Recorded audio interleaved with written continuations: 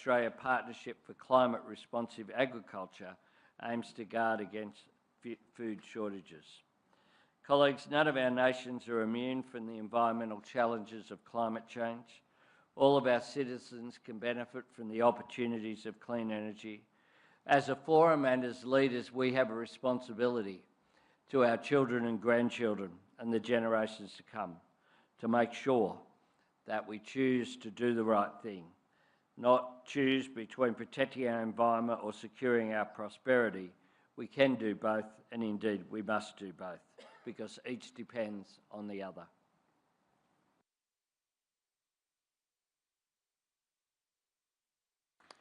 Thank you, Prime Minister, for sticking to your time. I now want to ask His Excellency, Prime Minister of Canada, Dr. Mark Joseph Carney, to take the floor. Thank you, Chair. I will try to follow the Australian example. Let me start. This session is on resilience, and I want to join others who pointed out in the first session the fragility of armed conflict, condemning the Russia's illegal, unjustified, and barbaric invasion of Ukraine, the appalling conflict in Sudan, and our support for all efforts that can lead to just and lasting peace. Now let me speak to climate change.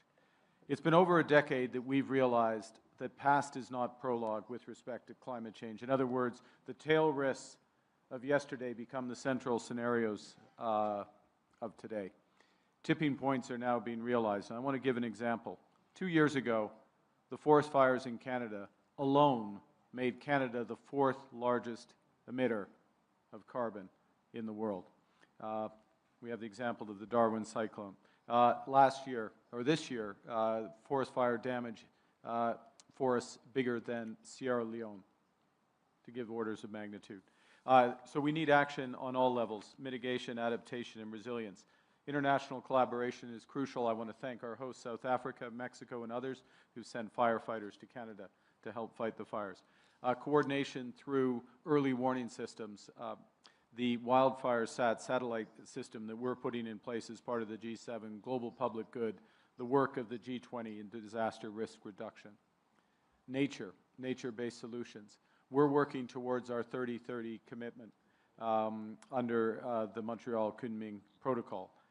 I want to support the tropical forest financing facility of Brazil's COP, as well as the broader effort, and congratulate them on that. In terms of our own mitigation, I'll just frame it as follows. We view addressing climate change as a moral duty, but also a commercial imperative, as Prime Minister Albanese just intimated. So our strategy on reducing emissions is a climate competitiveness strategy because it will make our businesses stronger. I referenced in my earlier comments blended finance. I'll just reinforce those, the importance of those efforts, including through the World Bank and beyond. But I want to highlight a few other issues before my time is up. First, the importance of high-integrity, standardized carbon markets that have the potential to shift capital flows to those most affected by climate change, including being integrated with JETPs, such as the JETP here, changing the incentives and the financial calculations to decarbonize. I'd suggest that we can catalyze enormous private sector demand for these credits by committing AI data center development to be carbon neutral. We need a price on carbon. I salute my neighbor, the European Union, in pricing carbon and putting in place a CBAM.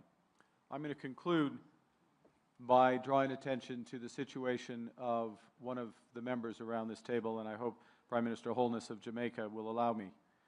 The economic cost of Hurricane Melissa is about 40% of Jamaica's GDP.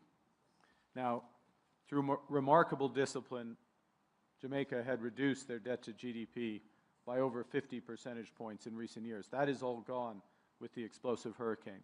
This demonstrates the importance of investing in resilience in advance, the importance of catastrophic risk insurance, and the reality of what climate change is doing to our countries. I salute the ambition of the G20 presidency, Turkey for hosting COP alongside Australia next year. Thank you, Chair. Thank you very much. Thank you very much.